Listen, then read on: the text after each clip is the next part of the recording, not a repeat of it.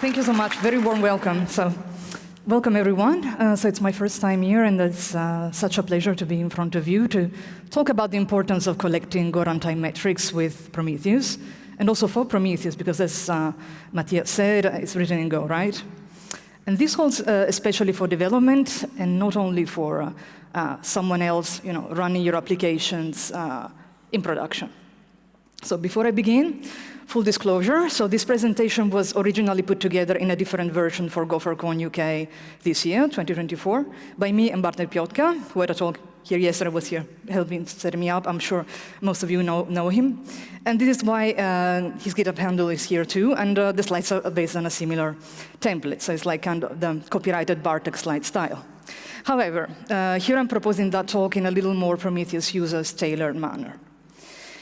So during the time at my disposal, I'll be talking about why monitoring Go Runtime is fundamental, and also for developers. And then I'll go over ways of enabling those metrics with Prometheus.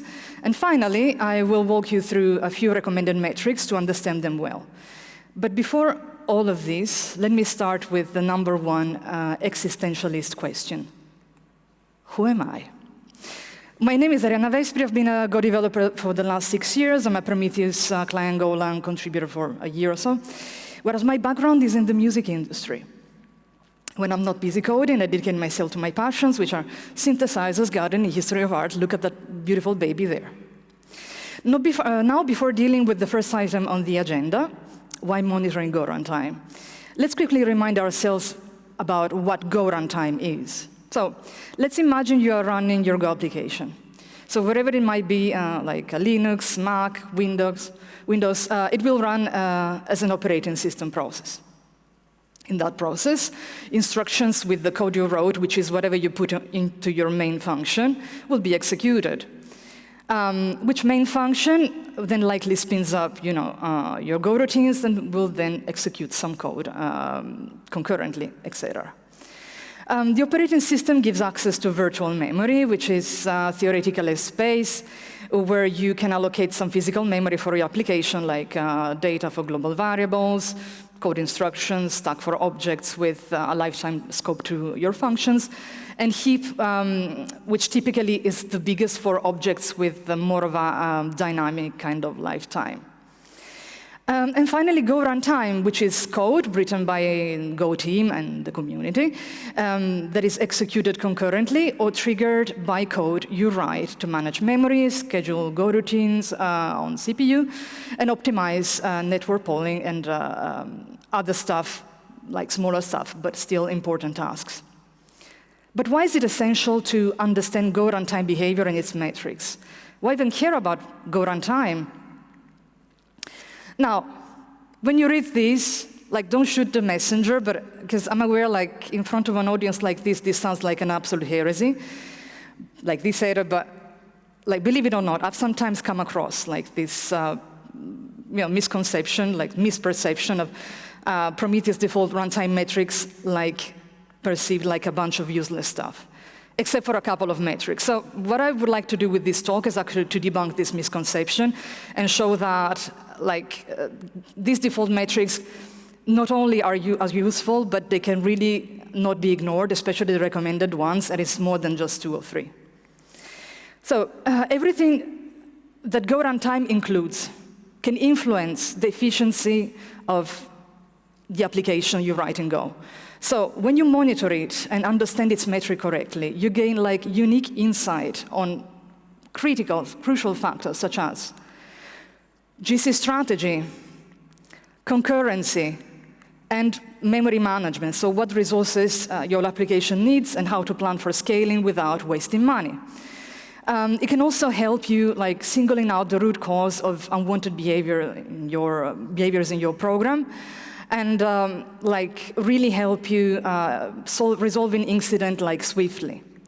Also, if you ever wish to go for this advanced scenario, which is contributing to improving Go Runtime itself, then definitely you have to be able to read the metrics, its metrics, and understanding them. But how to collect runtime metrics? So let's imagine you have your application running, and you already instrumented it using clientgolang, so that you use like a Prometheus registry in your HTTP handler. And you have a Go collector with default settings registered. So Go collector gives you access to what we call base metrics. It's like, if you go in the code base, this is like a struct with 5 metrics inside, from various runtime functions, including GC stat structures, and the metrics from the runtime and stat structure. This is great, but it merely scratches the surface of what Go Runtime actually does. Unfortunately, since Go 1.16, the Go team with the community came up with a new package called runtime metrics, and that sort of replaces the old GC stats and main stats in order to give us more insight on what happens in Go Runtime that is relevant for the efficiency of our Go code. Runtime metrics maintains a well-defined list of metrics with clear names, types, semantics, and descriptions. And this list changes as Go Runtime internally changes. And as per Go 1.23, so latest version, we have more or less 90 of these metrics. And thanks to the Go team contribution, Go Runtime metrics is already, the metrics are already well supported in clientgolang. And all you need to do is change the options slightly by specifying like a regular expression that matches the metrics that you wish to have. It might be worth mentioning that all the research behind this talk, and of course the talk at GopherCon, also amounted to a PR improving and disambiguating the descriptions contained in the help field of some of the clientgolang metrics. If we match them all, it looks like this. But the problem with this set is that they don't align with the Prometheus style guide, right? Which does not allow slashes and requires the underscore total suffix for the counters. So eventually on Scrape, those metrics are converted to Prometheus metrics with underscores instead of slashes, with Go prefix and underscore total for counters. And here are the new runtime metrics together with the old set of metrics.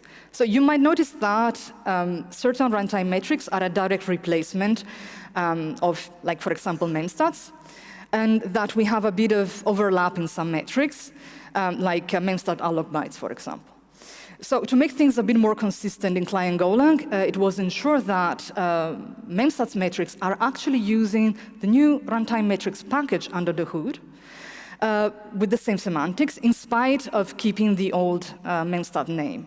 And this allows us to be more efficient and transactional, as on every scrape, we collect all of those metrics at the same time, so we have a consistent view of the runtime. Remember, even though like every Prometheus metric sample is definitely cheaper than a tracing span or even a log line, every metric or series in your application costs some money. So you really want to keep around just the metrics you know that are useful for you and that you're going to use. This is why Go Collector has multiple options. So you can remove all main stats metrics and include only one metric for runtime metrics, for example. So there are deny lists, there are various functions where you can include stuff or not. And that reduces the number of metrics drastically. Then the question arises. What metrics to use by default for production generic use of your Go application, especially in open source where you have no idea who's going to use your code and when it's going to run it, no? And where. So Go team with the community came up with a set of so-called recommended metrics, which amount to more or less 10 or dozen from the runtime metrics package. And as for the existing main stats name metrics that overlap with the recommended metrics in some case, the choice was made to use like a new naming for the new metrics, but as already partially mentioned, to keep the old name for the overlapping ones, both for compatibility with Prometheus clientgolang, and also because renaming metric itself is really problematic. In general. So of course, everyone is free to choose what metrics to put on top of the base metrics, of course. So what metrics should we collect? So among all the Go Runtime metrics that are exposed by default when you instrument your code with Prometheus clientgolang, here are some of the recommended ones. First of all, I'd like to talk about the 3 runtime metrics that were recently added to the default ones in clientgolang to mirror Go team's recommendations. These are particularly interesting also from a Prometheus perspective because Prometheus features some sort of automation for the variables these metrics refer to. So let's have a look at the first one. That's the metric for GoMaxProx. GoMaxProx is the variable reflecting the maximum number of OS threads assigned to service Go routines. Since Go 1.5, GoMaxProx is by default set to the number of logical cores available. And depending on the features of your application and where it runs, adjusting this parameter can help you control the level of concurrency to make better use of CPU resources, especially when these resources are shared. And when deploying application across different environments, as shown here, GoMaxProx may need to be aligned with the available hardware or specific performance characteristics expected in each of these environments. Even more so when we are talking containers, right? And that's where automations come in handy, and in fact, Prometheus has an experimental auto GoMaxProx flag to automatically set GoMaxProx to match Linux container CPU quota. Over-provisioning, but also under-provisioning the prox may be one of the causes or the cause or contributing factor to degraded efficiency. And so monitoring this metric will help you discover whether that is the case or to rule out that and see that maybe your problem lies somewhere else. Next, we have GoGC %, very musical kind of metric. The metric for GoGC. GoGC sets the percentage by which the heap is allowed to grow over its size at the time of the last collection before triggering the next GC cycle. So the default value is 100, and when GoGC is set at the default, it means that the heap size can grow by plus 100%, means the double, before the next GC cycle is triggered. And by increasing the GoGC value, you can reduce the frequency of GC cycles, which may decrease latency in CPU-bound applications, but that will, however, lead to higher memory usage. On the contrary, on the other hand, decreasing the GoGC value will increase the frequency of garbage collections, potentially reducing memory usage, but it will increase CPU overhead, and the pauses are going to be more frequent. This is why monitoring and adjusting this parameter is a way of troubleshooting GC-related problems. So, for example, if you see this garbage collection is like continuously going on, your application is most likely spending too much time like requesting and managing memory, and your application is probably much slower than it could be. Instead, if your heap keeps growing, there must be a memory leak because resources are not getting freed as expected. Again, this is a parameter that lends itself to be dynamic according to the current workload or system conditions for better efficiency. And in fact, in Prometheus, runtime configuration options has been recently added for GoGC as well, in a way that you could change it without restarting the binary. So this metric can let you know what the value is and when it changed. And apropos, kudos to Ben Koji for enabling this feature. Then we have the metric for GoMemLimit. So GoMemLimit is newer. It exists since Go 1.19, while its metric was introduced even later, I think Go 1.21. GoMemLimit addresses a limitation with the previous GoGC parameter that I've just described, which only controlled the heap of the growth of the heap, based on the live heap size after each GC cycle. In fact, while GoGC allows for tuning the trade-off between GC frequency and memory overhead, it does not consider the absolute amount of memory available. GoMemLimit instead allows you to directly set a limit on the maximum amount of memory that the Go runtime should use. This includes all types of memory allocations managed by the Go runtime, such as heap stacks and other internal structures. GoMemLimit is by default not set, but when it's set, the Go runtime triggers garbage collection more aggressively as the memory usage approaches this memory limit to try to stay within it. And this is particularly useful in reducing the frequency of out-of-memory kills in environment with constrained resources like containers, Kubernetes pods. where when you exceed the memory limit, then it could happen exactly that the management system of the container is going to terminate your application. As a consequence, monitoring and adjusting this parameter allows finding a balance between performance and memory usage. And moreover, by observing how your application behaves as this limit gets approached, it might be useful to detect memory leaks. In any case, before you lean too heavily on GoMem limit, be absolutely sure that your problem is not code over allocation, because as you can see in this very banal example, if, for example, I allocate 100 elements, but then I end up using only a fraction of it, what happens is that all of those unused allocations are not going to be freed up by garbage collection. They cannot be garbage collected. So GC is not going to help me. In any case, also bear in mind that, always related to this, if GoMem limit is set unreasonably low, your application runs the risk of slowing down tremendously because the GC will be continuously running, trying to frantically maintain this limit in a behavior that is called thrashing. And your application may end up in an indefinite stall. So this is why GoMem limit is described as being a soft limit. So because Go Runtime sets it in a way that is not going to be maintained under all circumstances. In fact, should too much time be spent in garbage collection, especially in the vain attempt of freeing resources that cannot be garbage collected, Go Runtime will allow this memory limit to be surpassed. This metric is super important for advanced features like in Prometheus, where there is an auto GoMem limit flag to automatically match the Linux container memory limit, plus an additional tuning flag called auto GoMem limit ratio, which allows controlling how much of the memory is used for Prometheus. Next, I'll take you on a trip down memory lane. There are definitely a few default metrics about memory we cannot overlook.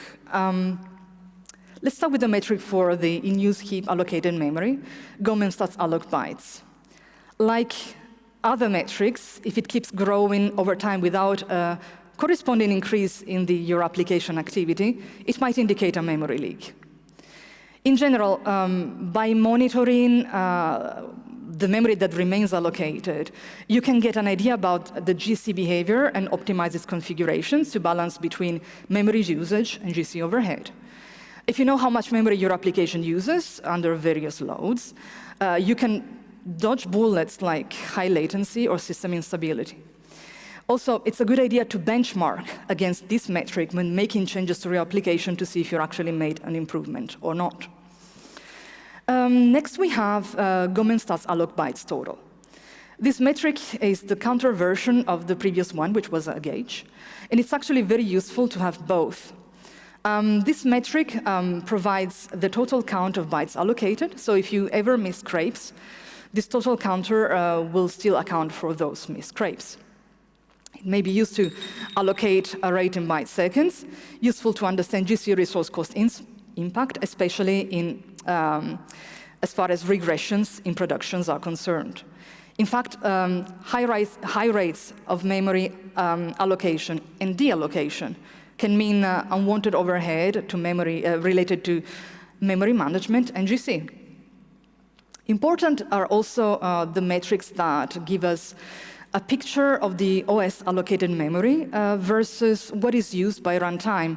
So for example, GoMem stats sys bytes and GoMem stats heap release bytes. So the first one includes the heap and other memory, like the stack and the data, and it mirrors the virtual memory usage that has to be backed up by physical memory.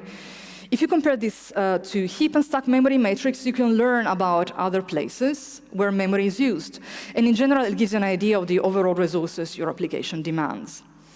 It's also fundamental to GoMem limit tuning, and by subtracting GoMem stats heap release bytes from it, so the latter from the former, you can get what the runtime believes the physical memory footprint of an application is, as long as you don't do anything weird with your heap. Don't do anything weird with your heap. In the picture, the operation bears the corresponding Go Runtime metrics name, by the way, but you understand, I think, right? To wrap up the memory-related metrics, Still worth mentioning are GoMenStats heap objects and GoMenStats mallocs total, respectively a gauge and a counter for the count of objects your application is managing in memory. That is to say, the metrics for the in-use heap allocated objects and the total heap allocated objects. So they can be used like in the same reason as the heap bytes of before, counter and gauge, but these are more from a object size, object number perspective. And again, they are useful to understand the GC behavior and to fine-tune it. Also, GoMenStats sysbytes, the metric for the in-use stack allocated memory, is useful to identify potential stack overflows. And consequently, they're useful to optimize code as far as concurrency and function calls are concerned. And finally, GoMenStats next GC bytes, the metric for the garbage collection bytes target. Basically, it's the heap size that triggers the next garbage collection cycle, which can further guide you when it comes to GC settings. The last two metrics I'll speak about today, are especially relevant for highly concurrent programs. So if you see the number of goroutines is continuously increasing without a corresponding decrease, it might indicate a goroutine leak, which could cause like an application to actually run out of resources. Notice that goroutines also includes leaks, but it's still useful because it often reflects the active works unit, especially if coupled with a goroutine profile or some additional concurrency counters tailored to your program. And once you know how concurrent your program is, you have more elements to optimize the way your application uses system resources and to spread the workload like more evenly across the available CPU cores. And if you see this metric spiking during certain operations, well, probably these operations are highly concurrent or are spawning too many goroutines. Finally, there is sched latency seconds, which is the metrics for monitoring the distribution of time that goroutines spend in a state where they are not blocked, but they are also not running. So this one is not still part of the default metrics because it might be too expensive in certain cases. So although for the time being you have to opt it in manually, it's still worth mentioning because it's recommended, and there's definitely the intention to include it in the future in some less expensive form of histogram. So maybe as a native histogram, well, time will tell. In any case, this metric is important because monitoring these latencies can also help in balancing workloads across available CPU cores more efficiently, especially in relation to GoMaxProc settings, and because long scheduling latencies may be the sign of code issues like log contentions or improper use of synchronization primitives. So to summarize, it's useful to understand Go Runtime and its statistics, and to learn how to use the tools which are already available for you. And chances are your applications already exposes this metric, so why not taking advantage of them? Use a simple setup, like with Prometheus plus clientgolang, or compose your own list of in clientgolang for advanced cases, and give me and the maintainers feedback about clientgolang.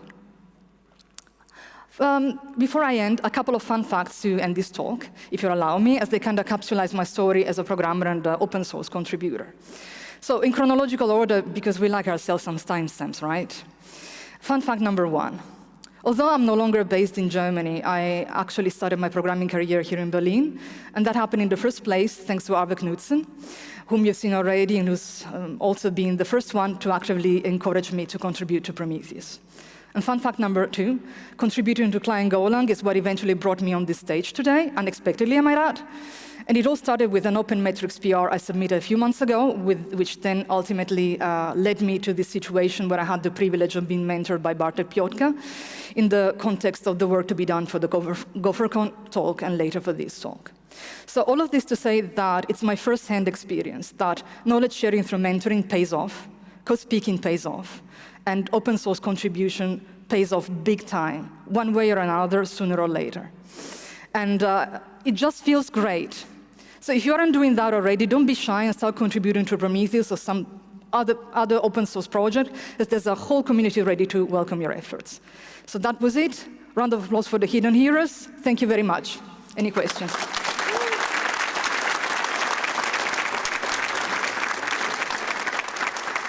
I actually have one more fun fact. Another round of applause, because you have been evaluating all of the PromCon talks as well, and you spent so much time doing that. Like, you were so diligent, like going through every single talk. I've seen the stats, and it's amazing that you also contributed on that side. Not only the code, not only the talk, but also doing evaluations, just showing up and doing work that isn't like highly recognized most of the time. Thank you so much. It was my pleasure. Thank you. Thank you. Thank you.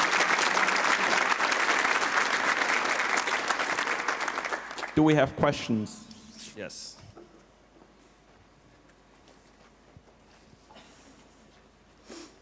Very inspiring, very insightful. Thank you.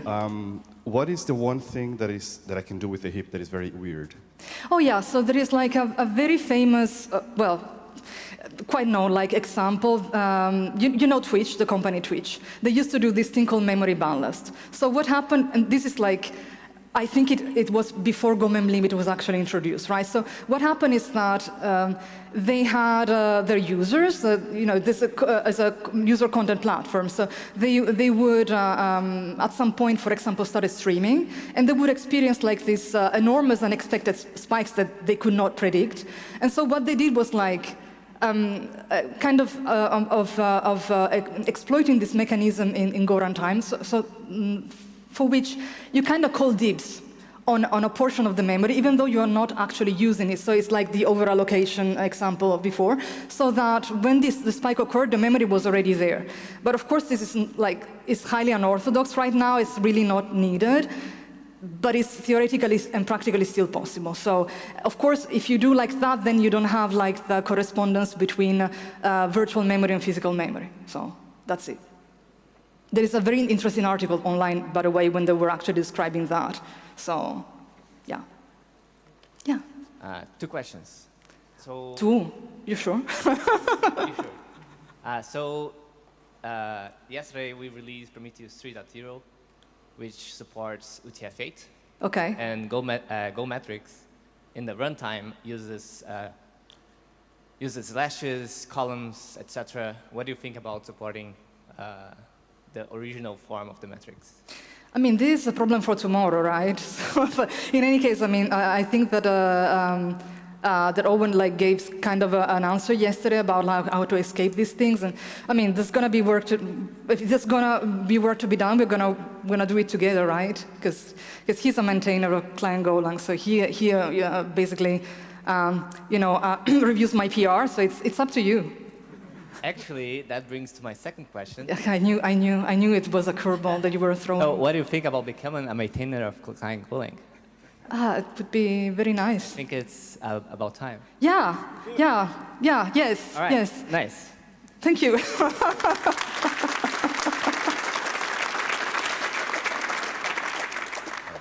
Hello. Thanks for the presentation.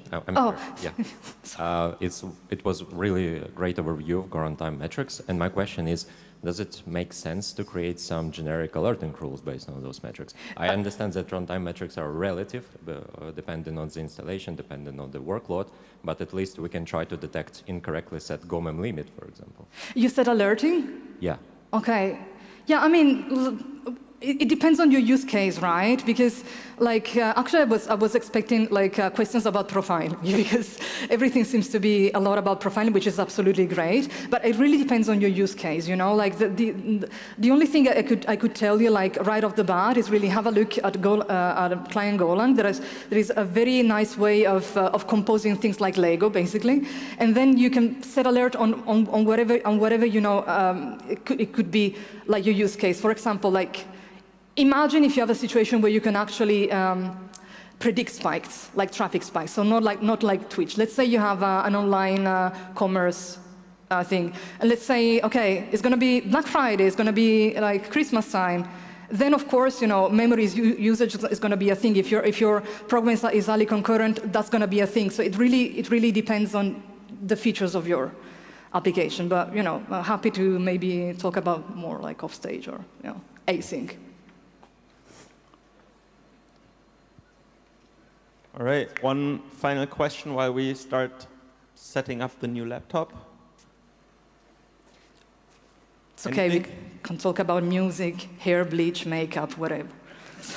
I'm here to talk about profiling. Yeah, but that's the just my- profiling, you have to profile. You have to do it like, consciously. Right. You absolutely have to profile. True.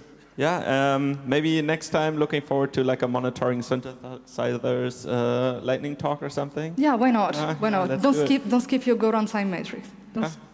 Let it be your mantra. Thank you so much. Thank you so much for the amazing talk. Great Gopher images. Always appreciate it. And yeah, see you around. Thank you so much.